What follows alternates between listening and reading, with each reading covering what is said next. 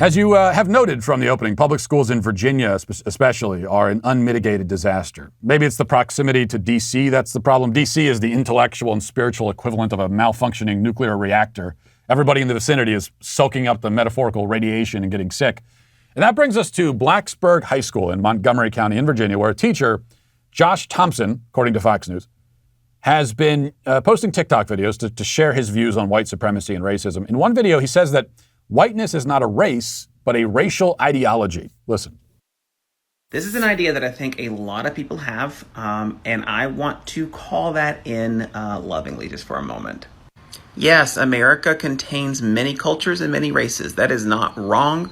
However, the problem comes when we don't think about this idea or this argument in a racialized way when it comes to power and power dynamics.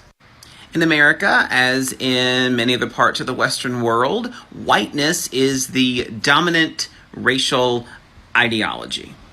So when we think of power in terms of race, whiteness has the most power. So while there are people of many different races and cultures living in America, the fact that whiteness is the dominant racialized power structure, that is the problem, and that is why we have to involve race in all of our arguments and considerations. This is not really the point, but I have to say I'm always annoyed and a bit perplexed by the number of cuts and edits these TikTokers need for a 1-minute video. There's a cut after every sentence. They're not able to string together 2 sentences at once. Now, I speak for an hour straight on this show with no cuts at all. Many of my sentences may be rambling and unnecessary, but at least I can put multiple sentences together. These people have to cut and think about the next sentence before filming, and still it ends up being incoherent. But the greater point is that this teacher is a self-hating white freak, subjecting students to his intellectual masochism. And it gets worse. Listen to Josh Thompson's take on PBIS. PBIS, which stands for Positive Behavioral Interventions and Supports, and is the framework used in Virginia schools for dealing with behavior problems. Now, it already sounds like permissive New Age nonsense, but it's still not enough for Josh, apparently, who believes that any attempt to control a student's behavior is, you guessed it, white supremacy. I made a comment on one of Miss April's recent videos about PBIS, in which I stated that PBIS is white supremacy with the hug, and a lot of y'all wanted to know more about that, so here we go. First of all, thank you to Jack Copa, who reminded me that Dina Simmons was the first to coin this term, so thank you, Jack, so much. So if PBIS concerns itself with positive behaviors, we have to ask ourselves, okay, well, what are those positive behaviors? And it's things like making sure that you're following directions and making sure that you're sitting quietly and you are in your seat and all these things that come from white culture.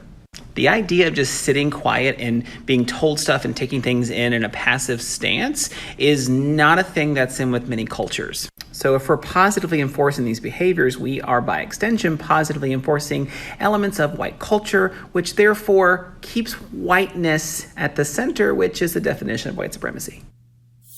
What a smarmy little squirrel this guy is. They really all are. And hey, I thought, what do you mean white culture? I thought white people didn't have a culture. Which is it? When they need to make a point like this, suddenly we as white people have a culture, but in any other context, we don't. That's why they say you're not allowed to express pride in being white. You know, any expression of white pride is racism, and you can't say that. Well, no, I'm proud of my culture. If you say that, they'll say there's no such thing as white culture. But now you're saying there is white culture, and part of white culture is children, following directions and behaving well. That sounds like a good culture. Can I be proud of that? Doesn't make any sense. But the idea here is that if students have to sit quietly and behave themselves and follow directions, that's something that comes from white culture. This teacher has apparently, aside from all the other contradictions, decided that the entire continent of Asia does not exist. Classrooms in many parts of Asia are far more focused on discipline than any classroom in the United States. That's why the average student in China can perform calculus and build a working space shuttle by like second grade. But Josh Thompson says that only white people expect kids to behave, which is, once again, the bigotry of low expectations or no expectations rearing its head. Because the obvious implication here is that non-white students can't be expected to behave properly or are not capable of it. This is not only incredibly demeaning, but it's also plainly false. You'll notice how the CRT cult makes sweeping assertions about the nature of whiteness and the things that derive from whiteness, but they never make any attempt to prove any of these assertions. This is what makes it fun and easy to be a member of the cult. It's perhaps the primary attraction. It almost makes me want to join the cult sometimes. Sometimes I want to be a member of the CRT cult for this reason, because it must be so great to be able to make any wild claim you want and never be asked to justify it or provide any evidence whatsoever. You can stand up and shout and say, spatulas are racist. If you use a spatula, you're partaking in white supremacy. And everybody just nods their head and says, wow, I never realized that this common kitchen instrument was racist. I didn't know that I was involving myself in a Nazi conspiracy every time I flip a pancake. My God, I'm so ashamed. Nobody stops and says, what? Where are you getting that? Who told you this? This is the sort of privilege afforded to the left-wing race hustlers. With all that said, he is actually getting somewhere within the vicinity of an important truth. He's wrong about it being a white supremacist ploy to tell kids to behave themselves. He's wrong about all the racial aspects of this, but he is correct that the public school system uses a passive, quiet, calm memorization and regurgitation method of education. It fails in that method most of the time. I mean, you walk into the average public school classroom and it's anything but calm and quiet and organized. But that is the method that the entire system is built around. The reason why the public school classrooms are dysfunctional is because in order to function, they need all the kids to be behaving this way, but none of them really are. And, in fairness, if you're going to try to educate thousands of kids at a time on a kind of industrialized assembly line, taking them from one class to the next in 45-minute increments for 7 hours a day, then you really have no choice but to go about it this way.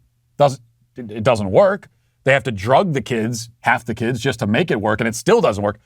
But public schools, as they are currently constructed, really have no other choice. None of this has anything to do with whiteness. And it isn't designed for white kids. It is rather, as I have observed many times, including recently, it is rather designed for girls.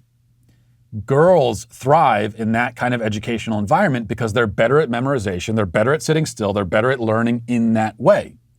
Which is why girls do better in public school. It's why more girls are going to college. It's why fewer girls are drugged.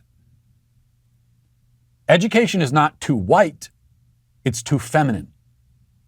But Josh Thompson's ideology may allow him sometimes to get a whiff of the real problem, to come close to identifying it, yet it won't allow him to correctly diagnose it or prescribe the right remedies for it. And that is why he is today, I must say, officially canceled. Well, I hope you enjoyed that clip from the Matt Walsh Show. If you did, go ahead and hit that subscribe button right down there so you can stay up to date on all of our future content.